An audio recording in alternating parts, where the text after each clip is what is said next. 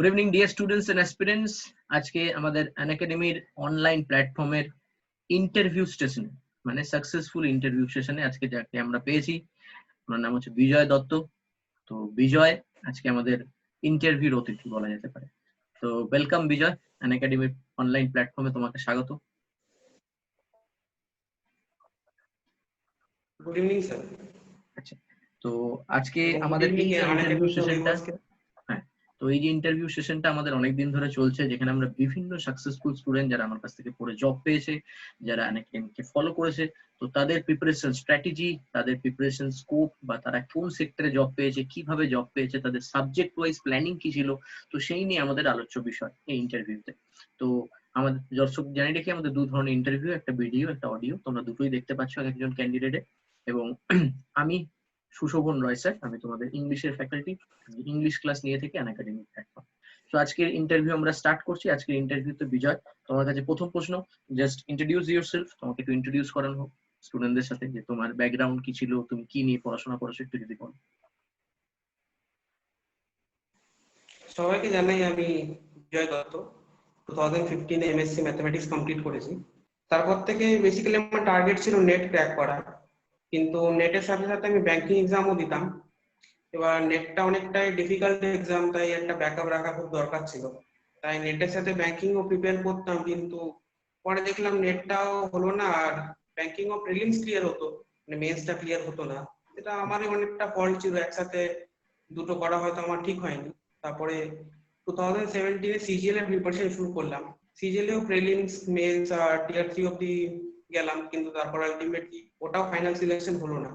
দিয়ে 2018 ultimately IBPS পিও crack করলাম। আমি এখন ইউনিয়ন ব্যাংক অফ ইন্ডিয়া তে আছি অ্যাসিস্ট্যান্ট ম্যানেজার। 2018 এর রিক্রুটমেন্ট ক্র্যাক করেছি, আর আমি 2019 এ জয়েন। আচ্ছা, তো দর্শক জানাই দেখি বিজয় এই মুহূর্তে জব করছে আইপিএস পিও তে। ঠিক আছে, পিও তে ওর ব্যাংক হচ্ছে ইউনিয়ন ব্যাংক অফ ইন্ডিয়া, যেটা 2018 এর আইপিএস এর মাধ্যমে সিলেকশন হয়েছে, 2019 এ ওর জয়েনিং হয়েছে। তো বিজয়, তুমি কত সাল থেকে প্রিপারেশন তোমার স্টার্ট করো এবং কত সালে তুমি জব পাচ্ছ? 18তে। তুমি কত সালে প্রিপারেশন স্টার্ট করেছো? স্যার সিরিয়াসলি যদি বলতে হয় তো 2017। আগে তো সিজিএল এর প্রিপারেশন শুরু করলাম, তো ব্যাংকের প্রিপারেশনটা 2018 থেকেই বলতে হয়। আচ্ছা, তো সিজিএল এর প্রিপারেশন সিরিয়াসলি, তো তার আগে বেসিক্স থেকে তুমি কত, মানে আমি সেটার দিকেই দর্শকদের জানতে চাচ্ছি যে তোমার মানে একদম প্রথম থেকে মানে প্রিপারেশন কত সাল থেকে ছিল? প্রথম থেকে স্যার 2015। 15 থেকে? হ্যাঁ স্যার। তো 15 থেকে শুরু করে তোমার প্রিপারেশন লেভেল, সেখান থেকে 2018 এ জব। এবার এই জায়গাটা একটু টুইস্ট আছে, সবার কাছে থাকে যে স্যার আমি সিরিয়াসলি প্রিপারেশন নিতে শুরু করেছি এত সাল থেকে। তো এই 2 বছরের প্রিপারেশনে কি কি ল্যাগ দেখা গেছে, তারপরে তুমি সেটাকে সিরিয়াস নাম দিচ্ছ? স্যার সিরিয়াস নাম দিচ্ছি কারণ আমি আগে শুধু, মানে আমার উচিত ছিল নেটটাকে ফোকাস করা, কিন্তু নেটটাকে আমি শুধু ফোকাস করতে পারিনি। একটা মনে স্যার ভয় দেয়, কেন কি নেটটা অনেকটাই টাফ এক্সাম, আর এমএসসি ম্যাথমেটিক্সে যে কোশ্চেন গুলো থাকে ওখানে বেশ ভালোই টাফ থাকে।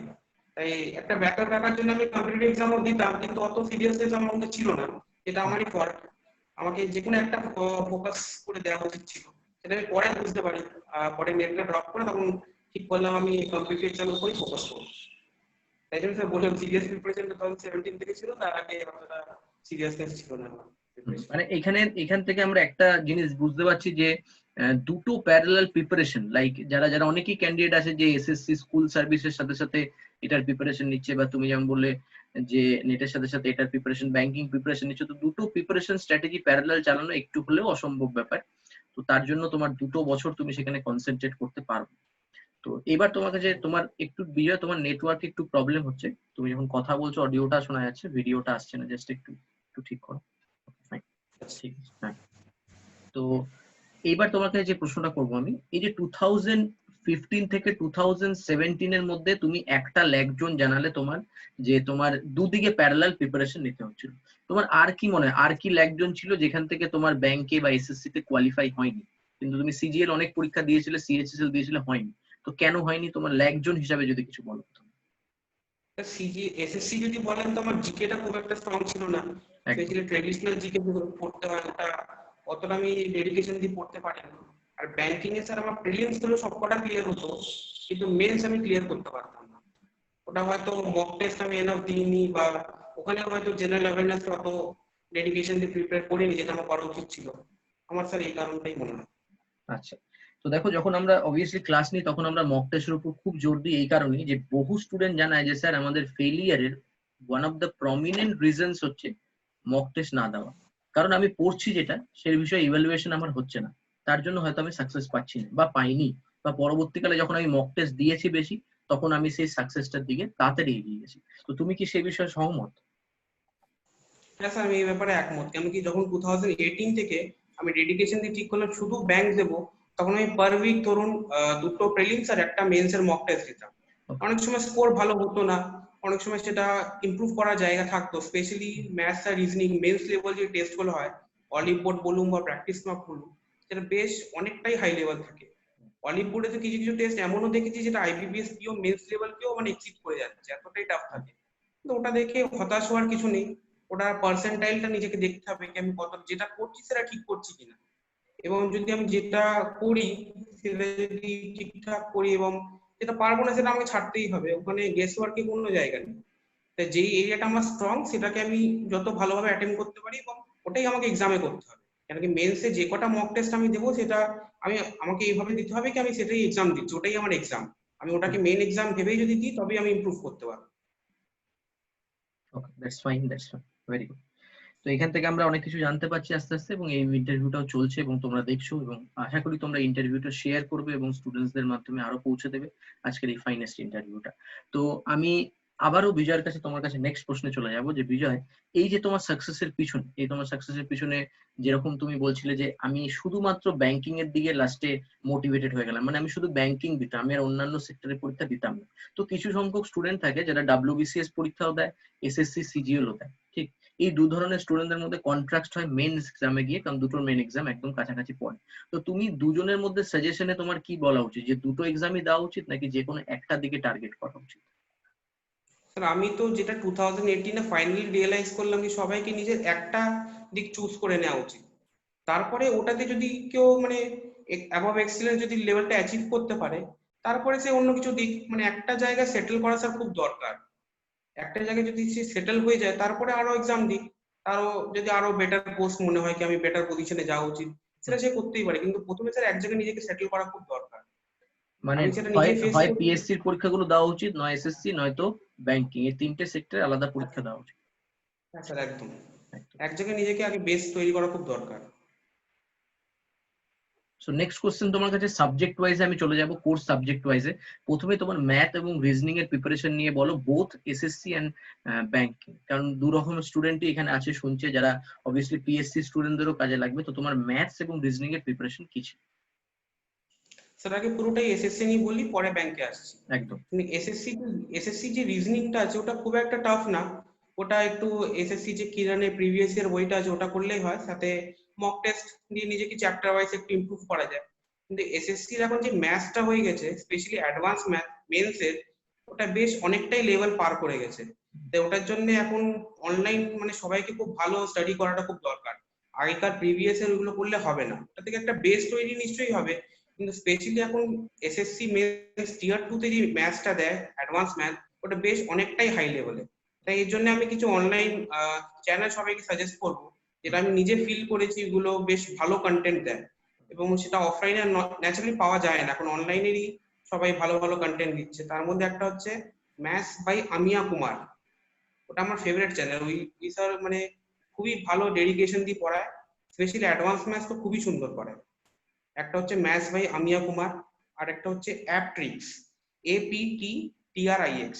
অ্যাপট্রিক্স চ্যানেলও খুব ভালো, ওখানে রেমো স্যার একজন আছে খুব ভালো ডেডিকেশন দিয়ে পড়ান। রেমো স্যারের আরেকটা চ্যানেল আছে রেমো ম্যাথস, এটাও সবাই দেখতে পারো। এর সাথে আরেকটা চ্যানেল আছে সেরিপ্রো প্লাস, এটা অনেকে নাম শোনেনি, এটা একটু আন্ডাররেটেড চ্যানেল, কিন্তু এই চ্যানেলের কন্টেন্ট খুব ভালো, স্পেশালি অ্যাডভান্স ম্যাথসে। তাই আমি তিনটে চ্যানেল সবাইকে সাজেস্ট করবো, অ্যাডভান্স ম্যাথসে তোমরা দেখো। স্পেশালি আমিয়া স্যারের তো নিশ্চয়ই দেখো, আমিয়া স্যার খুব ভালো পড়ায় এবং উনি ক্যাট লেভেলের পড়ায়। ঠিক আছে, তো ওনার লেভেলটা যদি তোমরা ধরতে পারো, তুমি দেখবে 2017 মেন্স এবং 2018 মেন্সে ম্যাথসে তোমার অনেকটাই তোমার সহজ লাগবে। যদি ওনার ক্লাসে তুমি অ্যাটেন্ড করার পর যদি পেপারগুলো সলভ করো, তুমি নিজেই বুঝতে পারবে তুমি কোন লেভেলে পৌঁছে গেছো। এবং ওনার কোয়েশ্চেন্স করার পর স্পেশালি উনি যেভাবে সলভ করায় টেকনিকটা যদি তোমরা ধরতে পারো তোমাদের অনেকটাই উপকার। স্যার এটা হলো এসএসসির ব্যাপারে। এবার স্যার ম্যাথস ব্যাংকিং এর ব্যাপারে আসি। ব্যাংকিং এর রিজনিংটাই আমার সব থেকে উইক পার্ট, কেন কি ব্যাংকিং এর রিজনিংটা আমি খুব একটা ভালো করতে পারতাম না। তাই ব্যাংকিং রিজনিং এর জন্য আমাকে অনেকটাই এফর্ট দিতে হয়েছে। তাই রিজনিং এর জন্য বলবো আনএকাডেমিতে একজন স্যার আছে অঙ্কুশ লাম্বা স্যার, ওনাকে আমি পুরো ডেডিকেশন দিয়ে ফলো করেছি। প্রিলিমস আর মেন্স উনি আগে একটা ওনার ইউটিউব চ্যানেলে পড়াতেন ব্যাংকিং ক্রনিকল, ওটা আমি দেখতাম। তারপর ওনাটা এই চ্যানেলটায় উনি কন্টেন্ট একটু কম প্রোভাইড করতেন, তারপরে উনি আনএকাডেমিতে বেশি জোর দিতেন, তো আনএকাডেমিতে ওনার লেকচার আমি ফলো করতাম। প্রিলিমস আর মেন্স দুটোই ওনার কন্টেন্ট আমি খুব ডেডিকেশন দিয়ে ফলো করেছি। আরেকটা চ্যানেল বলবো KS এডুকেশনাল হাব। এই চ্যানেলটা অনেকে হয়তো শোনেনি, কিন্তু এই চ্যানেলটারও পাজলস এর কন্টেন্ট খুবই ভালো, কেন কি উনি পাজলস অনেক ভ্যারাইটি পাজলস করায় এবং ওটা খুব ভালো করে প্র্যাকটিস করায়। তারপরে যেটা আমার ফেভারিট চ্যানেল, যেটা ওনাকে আমি অনেকটাই ডেডিকেট করতে চাই, কেন কি ওনার কাছে অনেক হেল্প পেয়েছি, সেটা হচ্ছে ইনফাইনাইটসিমাল। ওনার আমি কোর্সও পারচেস করেছিলাম। উনি রিজনিং এ খুবই ভালো, রিজনিং ম্যাথ দুটোতেই খুব ভালো, স্পেশালি রিজনিং এ। তো ইনফাইনাইটসিমালে যে রাজন স্যার আছে ওনাকে তোমরা ফলো করতে পারো। ওনার পেড কোর্সও আছে, ফ্রি কোর্সও আছে। তো ফ্রি কন্টেন্টও প্রচুর আছে, মানে অনেক অ্যাভেলেবেল। এখন কতটা ফ্রি অ্যাভেলেবেল আছে জানি না, তবে ওনার কোর্সেস ফলো করতে পারো। আর মেন্স ম্যাথসের জন্য বলবো, ম্যাথসের আমি বেসিকটা করেছিলাম আমার স্যারের কাছে। আমার স্যার ইউটিউবে পড়ায় এবং আনএকাডেমিতেও পড়ায়। ওনার ফ্রি কন্টেন্ট যথেষ্ট ভালো এবং ওটা একটা বেস তোমাকে তৈরি করবে। তারপরে মেন্স লেভেলের জন্য তো অলিভ বোর্ড প্র্যাকটিস মক্স দিতাম। আর ইনফাইনাইটসিমাল স্যার আমি কোর্স পারচেজ করেছিলাম, উনি অনেকটা হেল্প করেছে ব্যাংকিং এর জন্য। স্যার এটাই। তো পুরোপুরি স্টুডেন্টরা রিসোর্স অফ মেটেরিয়াল এখানে পাচ্ছ ইন্টারভিউটায়, তো খুব ভালো মতো শুনতে থাকো। আজকে বিজয়কে ছাড়া হবে না, কারণ পুরোপুরি ও রিসোর্স মেটেরিয়ালস আমাদেরকে প্রোভাইড করছে, যেটা স্টুডেন্টদের সবাই কাজে লাগবে। ঠিক আছে, তো নেক্সট কোশ্চেন বিজয় তোমার কাছে ইংলিশ নিয়ে। তো ইংলিশে তুমি এসএসসি সিজিএল এ 200-তে ভালো স্কোর করে তুমি টিয়ার তে গেছিলে, এবং ব্যাংকিংও তুমি ইংলিশে ভালো স্কোর করো। তো হোয়াট ইজ দ্য সোর্স বা what is the strategy of English? Sir ইংলিশে একটা কথা বলি, কি মেন্সে আমার মার্কস ছিল আউট অফ 225 83.13, যেখানে জেনারেল ক্যাটাগরি কাট অফ গেছিল 74.5, মানে আমার খুব একটা বেশি ছিল না। তো আমি যে আইবিপিএস পিউ 2018 ক্র্যাক করেছি, তার সবচেয়ে বড় ক্রেডিট যায় ইংলিশকে আর ইন্টারভিউকে। কারণ ইন্টারভিউতে আমি 76 পেয়েছিলাম আউট অফ 100। তো ওটা ধরুন ওটা বেসিক্যালি ইংলিশ আর জি এর উপরেই ডিপেন্ড করে। আর মেন্সে আমার সবচেয়ে বেশি মার্কস ছিল ইংলিশে। ইংলিশে আমার ছিল 24.63 অবজেক্টিভে আউট অফ 40, আর 17 ছিল আউট অফ 25 ডেসক্রিপটিভে। তাই প্রায় 50% এর বেশি মার্কস আমার ইংলিশেই হচ্ছে। তো ইংলিশে স্যার ম্যাক্সিমাম ক্রেডিট তো আপনাকেই যায়, আপনার কাছে 2017 থেকে পড়েছি। তো আপনি যেভাবে ক্লাসে টেস্ট নিতেন, টেস্টটাকে ইভ্যালুয়েট করাতেন, গ্রামারের প্রত্যেকটা চ্যাপ্টার পড়ি আপনি যে টেস্ট গুলো নিতেন টপিক ওয়াইজ, তারপরে আপনি ক্লোজ টেস্ট, সেন্টেন্স অ্যারেঞ্জমেন্ট, সব টপিক ওয়াইজ আলাদা আলাদা টেস্ট নিতেন, ওটা স্যার অনেকটাই হেল্প করেছে। তারপর আমি যেটা রিয়েলাইজ করলাম 2018-এ, সেটা হচ্ছে ইংলিশ মেন্সে যেটা থাকে আইবিপিএস বলুন বা এসবিআই বলুন, ওটা ম্যাক্সিমামই থাকে রিডিং আর প্র্যাকটিস ওরিয়েন্টেড। গ্রামারেরও একটা পোর্শন থাকে নিশ্চয়ই, কিন্তু আমি ম্যাক্সিমাম স্কোর করেছি প্র্যাকটিস আর রিডিং ওরিয়েন্টেড উপর ফোকাস করে। তো আমি রিডিং এর জন্য সবাইকে বলি, আমি প্রতিদিন পড়তাম দ্য হিন্দু আর ইকোনমিক টাইমস এর দুটো করে এডিটোরিয়াল থাকে, ওটা 4টে এডিটোরিয়াল প্রতিদিন পড়তাম এবং ওটা নিজের ল্যাঙ্গুয়েজে যতটা পারতাম আমি লেখার চেষ্টা করতাম। ওটাই আমাকে ডেসক্রিপটিভে অনেকটা হেল্প করেছে। তোমরা যতটা পারো নিজে পড়ার চেষ্টা করো। প্রথম প্রথম একটু টাফ লাগতে পারে, যাতে দ্য হিন্দু বা ইকোনমিক টাইমস প্রথমে যদি পড়তে টাফ লাগে, তার টাইমস অফ ইন্ডিয়া বা টেলিগ্রাফ থেকে স্টার্ট করতে পারো। কিন্তু যখন তোমরা দেখবে তোমরা একটা রিদম ধরে নিচ্ছ, তোমরা ওয়ার্ডস বুঝতে পারছো, তখন নিশ্চয়ই দ্য হিন্দু আর ইকোনমিক টাইমস এর উপর ফোকাস করো। কেন কি রিডিংটাই আলটিমেটলি তোমাকে সেভ করবে। যত তুমি বেশি রিড করবে, যত ওয়ার্ডস এর মিনিং বুঝতে থাকবে, যত, কেন কি আলটিমেটলি তোমাকে যখন এক্সাম দেবে তখন তোমাকে একটা প্যারাগ্রাফ একবারে পড়ে বুঝতে হবে। তুমি যদি একবার পড়ে আবার ভাববে আমি আরেকবার পড়ি, তাহলে কিন্তু টাইম বেরিয়ে যাবে। কেন কি তোমাকে একটা প্যারাগ্রাফ একবারে বুঝে ওর মিনিংটা মাথায় বসিয়ে তারপর তুমি নেক্সট প্যারাগ্রাফ পড়বে। এইভাবে যখন তুমি প্যারাগ্রাফটা শেষ করবে, তারপর কোয়েশ্চেন্স আসবে, দেখবে তুমি কোয়েশ্চেন পড়ার সাথে সাথেই তোমার মাথায় স্ট্রাইক করবে কি এটা আমি কোন প্যারাগ্রাফে পড়েছিলাম। আজকাল তো অনেক সময় প্যারাগ্রাফ 1 প্যারাগ্রাফ 2 মেনশন করে দেয়, যদি ইন কেস মেনশন না থাকলো তখন এই স্ট্র্যাটেজিটা তোমার অনেকটাই হেল্প করবে। তার জন্য তোমার রিডিং হ্যাবিটটা খুব ভালো দরকার। একদম। এর সাথে স্যার আমি মক টেস্ট দিতাম অলিবোর্ডের ইংলিশে মক টেস্ট আমার সব থেকে ভালো লাগতো। তাছাড়া অ্যাফেয়ার্স ক্লাউডের কুইজ আমি ডেইলি অ্যাটেন্ড করতাম, অ্যাফেয়ার্স ক্লাউড আর গ্রেডার। এটা ইংলিশের জন্য এটাই বলবো। একদম। তো এইখান থেকে আমরা ইংলিশেরও রিসোর্স বুঝলাম যে প্রথমত তো তোমাকে গ্রামার প্র্যাকটিস ভোকাবস এগুলি করতেই হবে, অ্যাজ ওয়েল অ্যাজ যারা যারা ব্যাংকিং প্রিপারেশন নিচ্ছ, এবং এখন আমি বলবো যারা যারা এসএসসি সিজিএল টিয়ার 2 প্রিপারেশন নিচ্ছ তারাও হিন্দু আর্টিকেল পড়া স্টার্ট করো, নিজের মতো করে লেখো অ্যাকর্ডিং টু বিজয়, যেখানে ও একজন সাকসেসফুল ক্যান্ডিডেট। ও সিজিএল টিয়ার 2 তেও পাস করেছিল, টিয়ার 3 তে গিয়ে ওর আলটিমেট সাকসেস। টিয়ার 3 কোয়ালিফাই হয়নি তাই তো, টিয়ার 3 তে গিয়ে আই থিংক সি হয়েছিল, টিয়ার 4 হয়নি। টিয়ার 4 হয়নি, ঠিক। আর একদমই গিয়ে যেখানে আইপিএস পিওতে সেই চূড়ান্ত সাফল্য লাভ করেছে। তো সাকসেসফুল স্টুডেন্টদের কোয়ারিজ গুলো শোনো, বা যারা যারা সাজেশন দিচ্ছে তুমি করো, এবং তোমার যদি কোনো কোয়ারিজ থাকে তুমি কমেন্টে জানো, আমরা আশা করবো উত্তর দেওয়ার চেষ্টা করবো, এবং পরবর্তী হয়তো ইন্টারভিউতে এই কোশ্চেন গুলো আমরা নেওয়ার চেষ্টা করবো। তো বিজয়, তোমার কাছে আমরা নেক্সট যে আমার প্রশ্ন থাকবে, তুমি একটু আগেই বললে যে স্যার আমার জিকে এর পোর্শনটা আমার উইক ছিল, তো সেইখান থেকে আমার এসএসসি তে একটু ল্যাগ দেখা যায়। তো জিকে এর পোর্শনটা আইপিএস এও তুমি তোলো, এবং যেখানে তুমি একটু আগে মেনশন করলে আমি জিকে এর পোর্শনও ভালো স্কোর করেছি আইপিএস তে।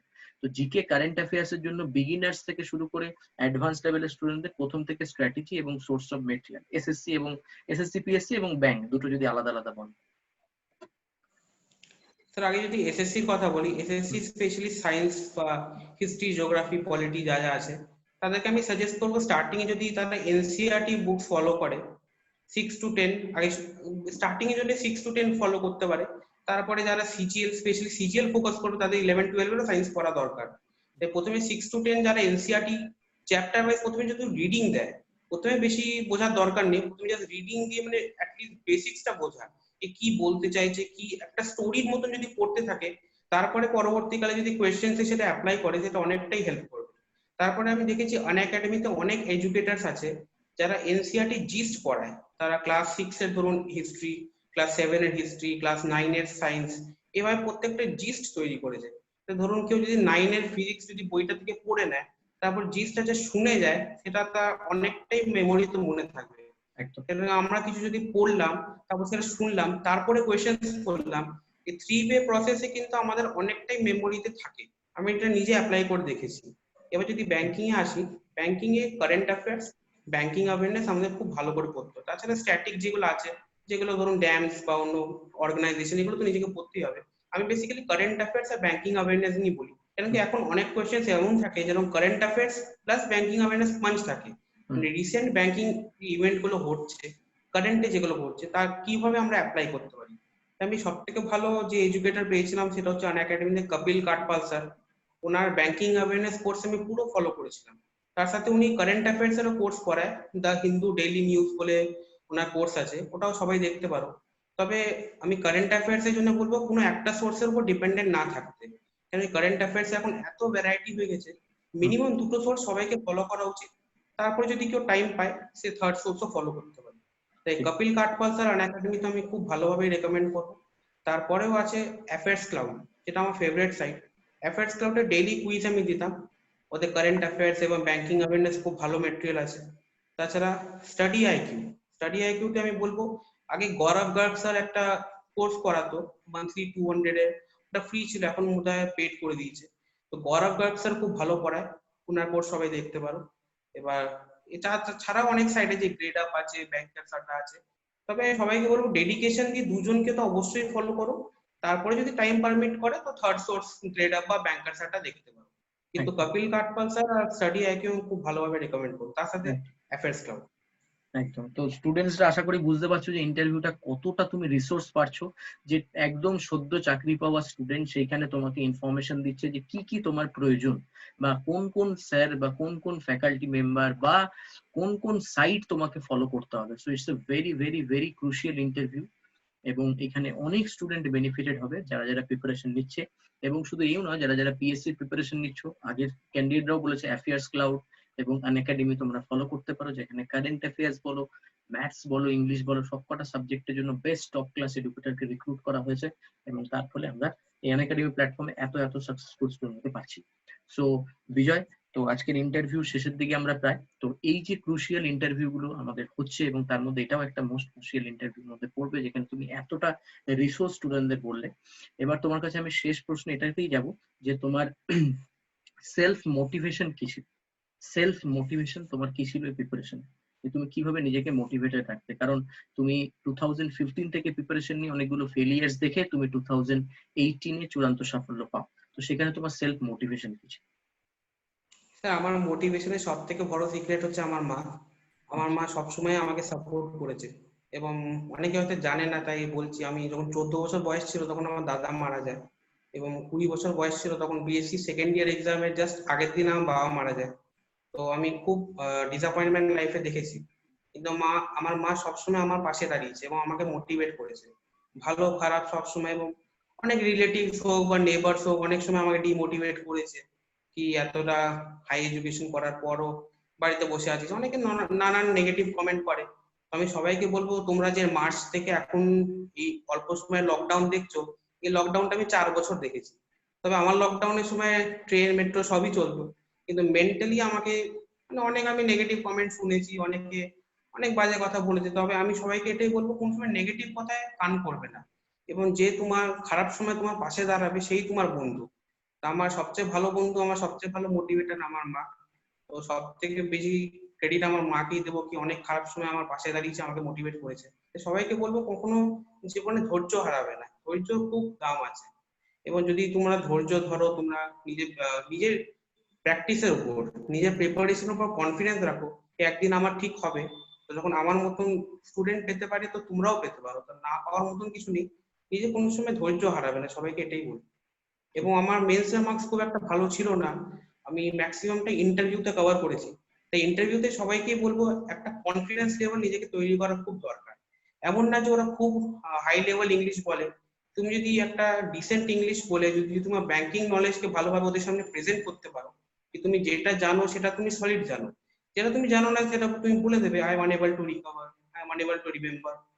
তুমি যেভাবে হোক তুমি বলবে, কি তুমি ভুলে যেতেই পারো, ঠিক আছে, কিন্তু যেটা বলবে সেটা সলিড ভাবে তুমি, তোমাকে যেন প্রেজেন্ট করতে হবে। তোমার প্রেজেন্টেশন তো ওখানে খুব দরকার। Presentation plus confidence plus knowledge, এই তিনটে ইন্টারভিউতে খুব কাজ দেয়। তোমার নিজের নলেজটাকে খুব সুন্দরভাবে প্রেজেন্ট করতে হবে, তবেই তুমি সাকসেস পেতে পারো। কেন আমার মনে আছে মেন্সে আমার আর আমার একটা বন্ধুর দুজনের সেম মার্কস ছিল, কিন্তু আচ্ছা। ইন্টারভিউতে আমি পাই 76, ও পাই 62, তাই ওর সিলেকশন হয়নি, আমার সিলেকশন হলো। ওর নেক্সট ইয়ার অবশ্যই এবার আইবিপিএস ক্লার্কে ও পেয়ে গেছে, কিন্তু পিওতে ও পেলো না, আমি পেয়ে গেলাম। তাই বললাম সবাইকে বলছি, ইন্টারভিউরও অনেকটাই ইম্পর্টেন্স আছে। তাই প্রিলিমস মেন্স ইন্টারভিউ কোনোটাকেই নেগলেক্ট করো না, সবকিছুতে আলাদা আলাদা ভ্যালু আছে। স্পেশালি মেন্স আর ইন্টারভিউর উপরে খুব জোর দিয়ে এখন থেকে প্রিপারেশন শুরু করো, সবাইকে ঠিক, এটাই বলছি। একদম একদম অসাধারণ অসাধারণ কথাগুলো জানলাম আজকে আমরা, যেখানে স্টুডেন্টদের প্রচুর ভাবে এই জিনিসগুলো মোটিভেটেড করবে, যে ফ্যামিলি সাপোর্ট, বিজয়ের মায়ের সাপোর্ট এবং তার মোটিভেশন এবং ইন্টারভিউ, এবং আরো আরো তোমাদের জন্য আরেকটা আমার আর ভিডিও, আমার আর বিজয়ের একটা অডিও ইন্টারভিউ আসতে চলেছে, সেটাও তোমরা দেখো। Thank you Bijoy for the crucial interview. অসংখ্য ধন্যবাদ, এবং থ্যাংক আন একাডেমির তরফ থেকে তোমার আগামী পরীক্ষা বা আগামী তোমার দিনগুলো যাতে ভালো হোক, সেই আমরা শুভেচ্ছা জানাই। Thank you. You sir.